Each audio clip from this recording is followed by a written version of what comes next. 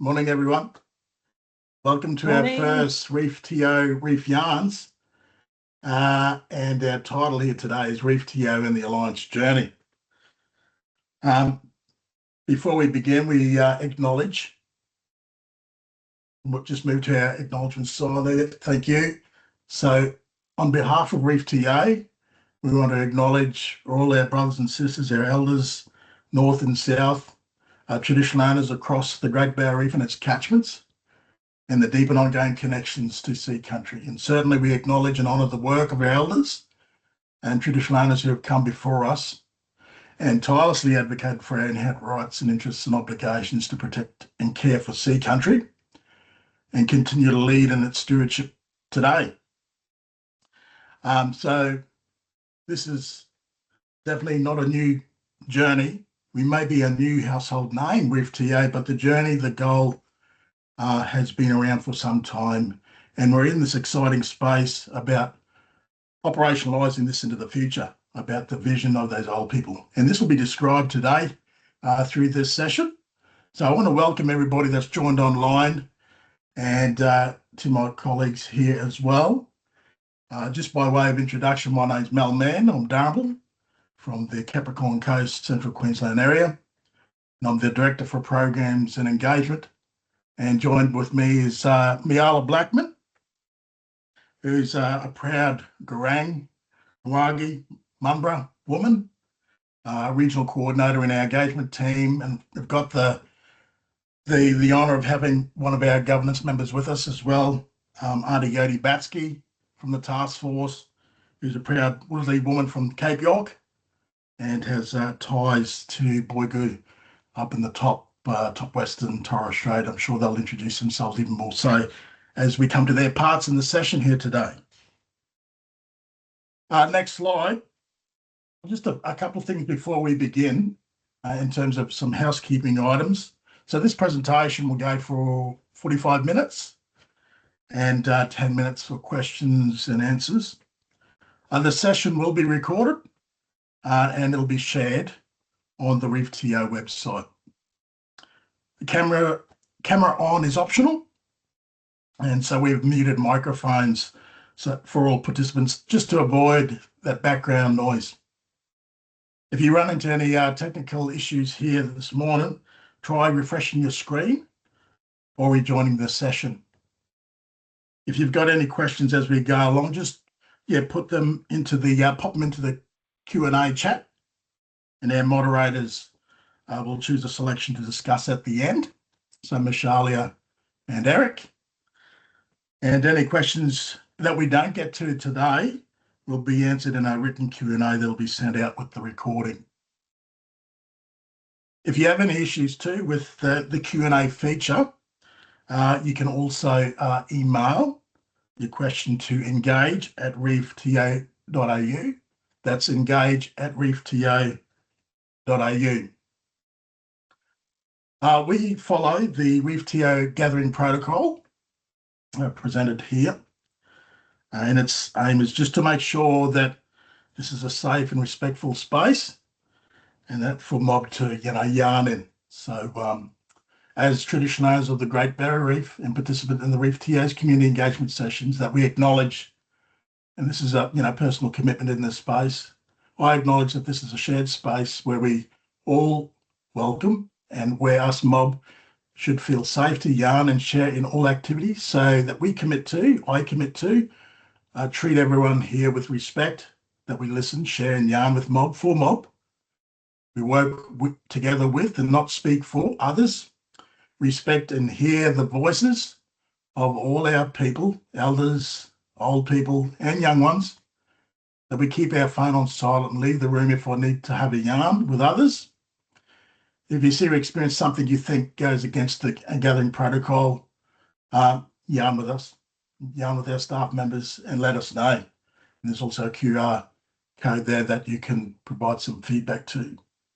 And even that, so honour, respect and hope are some really important underlying values that we commit to as ReefTO. It's honouring about where we've come from, honouring about those that have advocated on our behalf.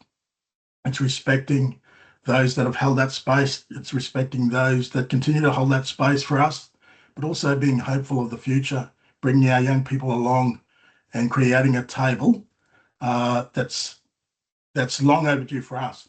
So if there was ever a time for us to come together, the time is now. Sorry, just to go back on that slide, sorry, on that note, that really important. If there was ever a time for the voice of the traditional custodians to be heard, this is that time. So a statement from the heart of the reef.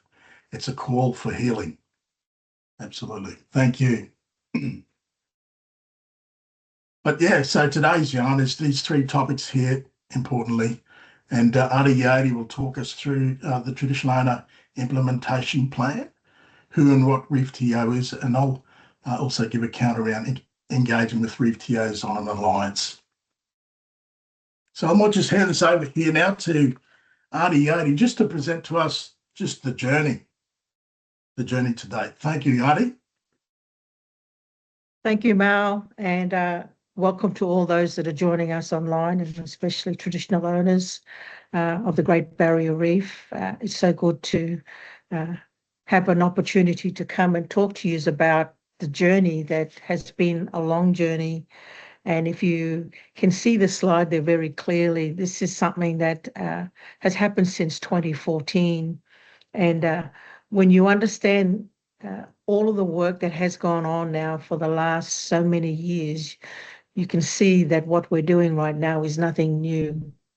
And one of the things that I like about this is that traditional owners have had input into this process, especially our elders. And if you'd like more information about this journey here, please send our team a message online, and I'm sure that they will make some of this images here available for you. But what you see here is actually a picture of what's actually outlined in our current traditional owner implementation plan. And if you have a look at the 2022 timeline there, that's the particular document that we're talking about right now. And if you're wondering what is the plan itself outlines several visions, or you could say deliverables, that we as traditional owners must implement in a certain time frame. But when you look at it, I'm going to read it from the plan because I don't want to miss anything here. And it's good to make sure that we're passing on the right message. But within the plan itself, it actually explains what is the traditional owner implementation plan.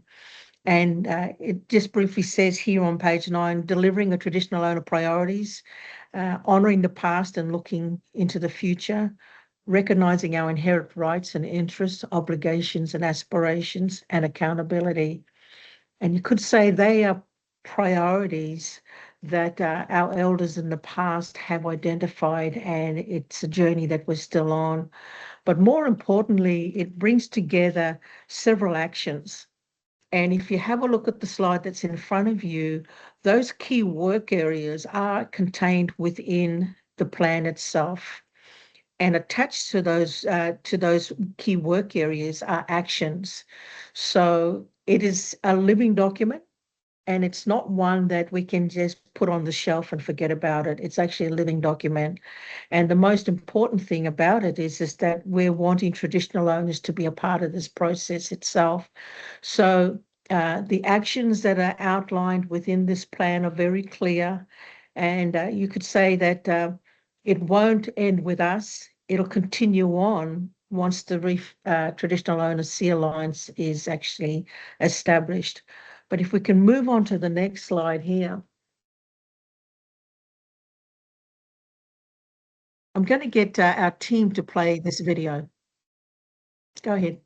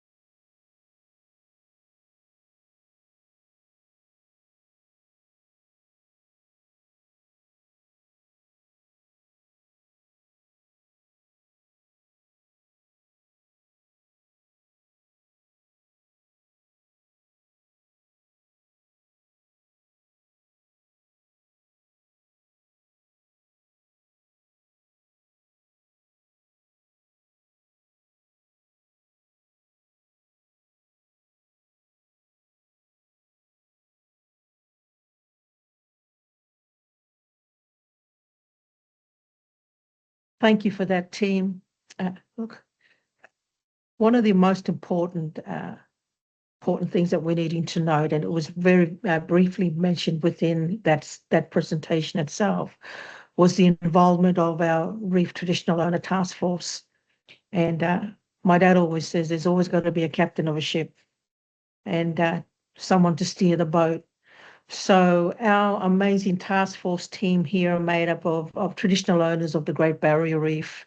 And when you see that slide going from left to right, we have Dr. Cass Hunter, Dr. Leah Talbot, Reverend Shane Blackman, our two co-chairs, Dwayne Fraser, and we've got Manawari standing next to me, Brent in the middle there, and myself.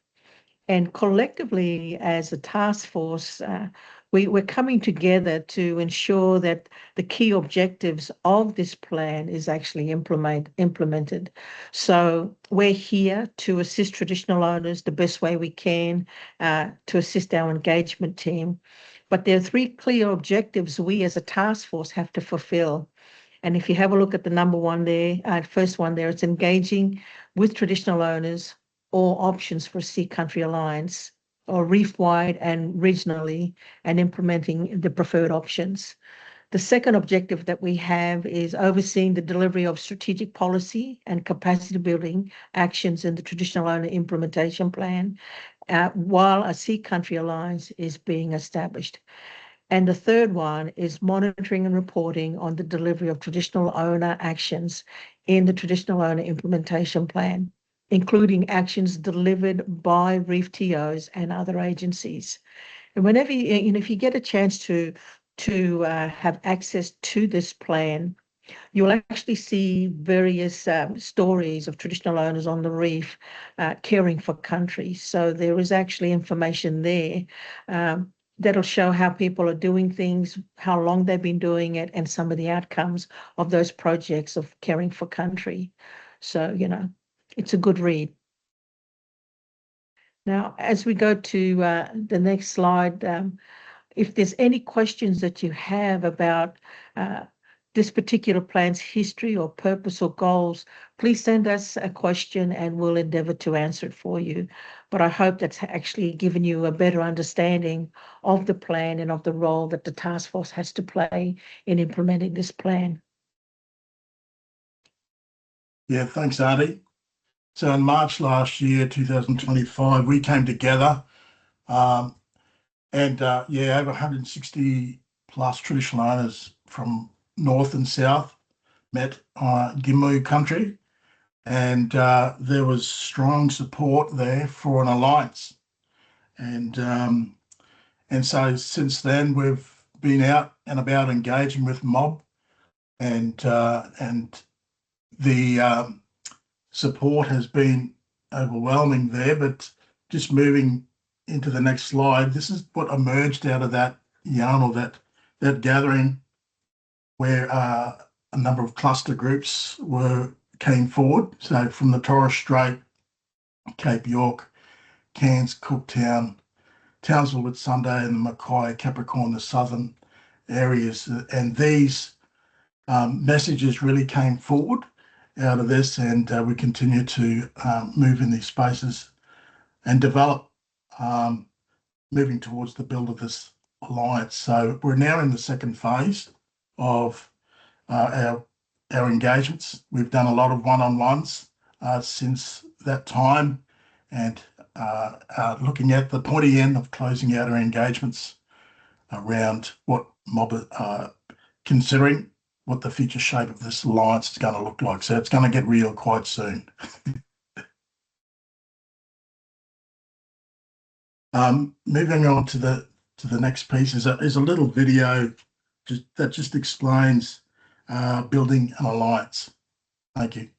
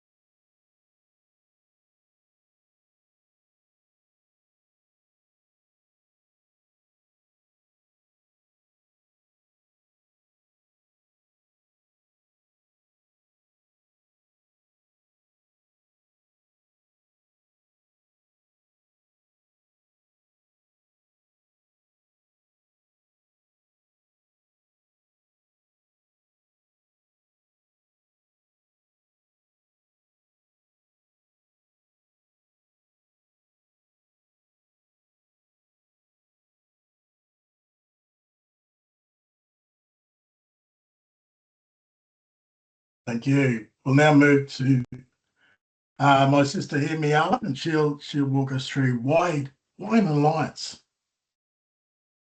Yeah, so why an alliance, right? Our traditional owners have been yarning about the need for unity and collective power over sea country since the 1980s. It is a complex question, but at its core, an alliance exists to bring people together around a shared vision and purpose, something deeply important to all involved. An alliance about connection beyond boundaries. While structures like native title are important, they can sometimes define lines, who is responsible for what and where. An alliance, however, creates space to move beyond those lines, allowing groups to come together with a shared commitment to caring for sea country. At the heart of this is custodianship, not ownership. Custodianship is about responsibility. It is the ongoing care for what has been entrusted to us, ensuring it is protected, respected, and sustained for future generations. An alliance strengthens that responsibility by enabling collective action. It allows traditional owners to stand together, share knowledge, and work collaboratively in ways that reflect cultural values and long-term stewardship. And importantly, that time is now. The need to come together to care for sea country collectively and to shape what that looks like and move forward has never been more important. Move on to the next one. Yeah. So obviously, as we progress forward over the next couple of sessions, we will be working on this section here, which is the building blocks and building our own table. We're working through the building blocks like the purpose, governance, membership, decision-making structure, and how it runs on a day-to-day basis, making sure it reflects how mob want it to work. This is coming up. This is up to you guys, right? The traditional owners. This is us giving you the opportunity to build this table. Who decides what the alliance will be? You decide. That answer is simple. This isn't something we're building for you. It's being built with you guys. Right now, we're out here yarning with traditional owners right across the reef, listening and yarning about what this alliance should look like. ReefTO's role is to make sure you have the information you need to share your views, what the Alliance should do, what it shouldn't do, how it should operate, and how decisions should be made, how it should be structured, and who should be members. That's why the engagement team are out yarning with traditional owners up and down the reef until June 2026 to shape the future of sea country governance. Engaging with TOs. So to date, we've been out on the road engaging with traditional owners from Bundaberg all the way through to the Torres Strait. The most recent we've had is the Townsville Regional Dialogue. And upcoming, we have the Rockhampton Regional Dialogue and the Bundaberg Regional Dialogue. Through these engagement phases, they started with one-on-one sessions, workshops, and progress to full group workshops, and now we are in that regional dialogue phase.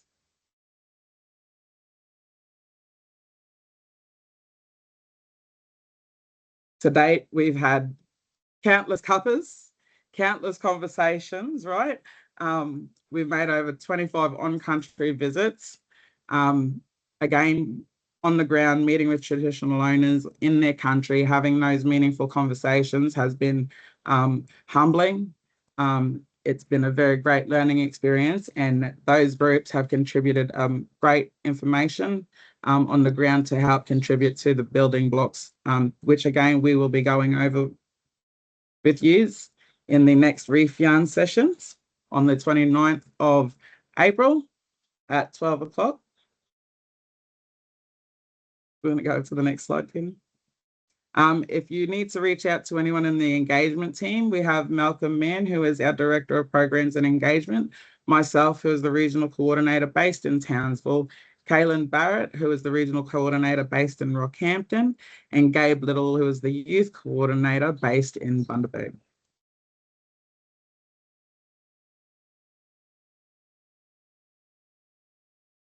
We have questions and answers now. So yeah, this is an opportunity here where we can field any questions that's in the chat and there. So open to our moderators to select those. Thanks, Mel. Thanks, Miala and Aniyoti. We've got a couple of questions that are just coming through in the chat. The first one here is, with this alliance gets up, what difference is that going to make for mob who are on the ground now doing that work, caring for sea country, particularly, I guess, in the short term? Okay, then. Mel, you happy for me to answer that question? Yes, yeah, sure. Yeah, look, can I say that this alliance is not going to take away from existing organisations' core business? It is not an alliance to deal with native title issues or land tenure issues or anything to do with tumblers. This alliance is about bringing an opportunity to our traditional owners to have a stronger voice for the Great Barrier Reef World Heritage Estate. So in answering that question, we're not going to take away from what existing organisations are doing, but in some ways we could be strengthening and giving a stronger platform for them to be heard, where sometimes their voices are lost amongst the noise. So no, it's not going to take away from anyone's core business. You know how to look after your land, you know how to look after your mob, and you know how to look after your sea country. So that part of it is still your core responsibility. But the Alliance just gives that united voice for all traditional owners on the Great Barrier Reef to be heard, to have a stronger say in policy, to have a stronger say in how we care for country, but in a unified way. So I hope that makes some sense. Yeah. Yeah, Thanks, absolutely. Aniyoti. Yeah, I think just to add to that as well, I mean, it's not about duplicating or interfering, competing with what mob's doing. It's, as Auntie was saying, it's that value-adding piece. And it could be a space yet to be defined by mob about, and there may be some commonalities between mob around up and down the reef around what can the Alliance do that they can't do individually. You know, so there could be an elevated way to advocate for and to have conversations with the higher echelons in government, etc. So, but I think the beauty in it too is that is, you know, a collective voice being messaged up and strengthened as opposed to just singular voices. Yep. Yeah, definitely. Yeah. Thank you. We've got another question sitting here in the chat, which is more about this decision making. So in the presentation, you know, it's up to reef traditional owners to decide what this alliance is going to be. Can you talk to us a bit more about where that decision power will sit as the alliance takes shape? Okay. Once the alliance takes shape, it's nothing without having input from our traditional owners at a grassroots level. But in order for that to be done in a strategic manner, in a way that government can see that we're doing something, but more importantly, for it to actually have a lot of influence, there will be a board elected. There will be a process set out for people to represent a particular region or throughout the East Coast. But one of the most important things about this, as far as the decision-making process, for the first time ever, we are actually going to see a mechanism that will really allow free, prior, informed consent to be heard and seen from traditional owners in relation to caring for the Great Barrier Reef. And that in the past has been missing. So when it comes to decision making, this is about empowering our traditional owners to say yes or no, or to be part of a bigger picture when it comes to caring for our traditional country, especially the Great Barrier Reef. Fantastic. Anything that you wanted to add there, Mel? Or are we good? I think Arnie's, you know, really kicked that one. So yeah, definitely. Yeah. Thank you. We've got just two more questions in the chat. So the next question is around how people online can get involved. So for traditional owners who haven't yet been able to attend an in-person session or regional dialogue, what other ways can they reach out and I guess be involved in the conversation or have their say? We do have those, I think at the back end of this slide deck are those links and that, but definitely they can reach out to ourselves and those contacts that Miala pointed to before, like the engagement team. Mob might, want to have a yarn. And there may be an opportunity for even a face-to-face, so we're open to having that sort of conversation as well. Sometimes there's even more value having that. But I mean, there's survey forms and things like that too, that we can distribute out or that are available. But yeah, we're open to there's plenty of context there, so available, but definitely reach out to ourselves and that there, and we'll whichever is the most suitable way that mob like to have a yarn or provide feedback, we can make that arrangement. Yeah, fantastic. All right, and last question, and I really like this one, but for people who are just hearing about ReefTO, what's, I guess, the most important thing that you want them to understand about the work that we're doing, and I guess why are you passionate about this work? Wow, it is a good question. How would I respond? It's traditional owners engaging with traditional owners. It's not government engaging with traditional owners. It's traditional owners speaking to traditional owners. And I think one of the most important parts of that is that the task force isn't implementing something that was created by the task force. Everything that we are doing as a task force is as a result of comments that were gathered together from our first forum last year. So the mandate was given and we're following through with the mandate. But the most important thing you've got to understand, it's not government talking to you fellas, it's traditional owners talking to traditional owners. And that's the most important thing. We are now having input into the narrative. Miala showed a table of the building blocks, and I've often used this little example here. We are creating the table for you to come and sit at. The menu, how we eat, what we eat, and when we eat is designed by us collectively. So once again, all I can say is it's traditional owners going out and talking with traditional owners. Yeah, definitely. Definitely for myself, acknowledging some of the current champions and legends in the space and those that have gone on before, those that have passed and that. So they created space for us and we're creating space for others to come along too. And just as what Miala pointed to around the table, long overdue, it's sort of it's reinstating what's rightfully ours, looking after country. That's part of who we are, and healthy country, healthy people. And the implementation plan is a cultural resource piece that we can refer to that will help enhance that, will help our communities. And so, yeah, for me, it's about legacy. It's about that this will become a normalised thing down the track. The Alliance, it's about elevating our mob going forward.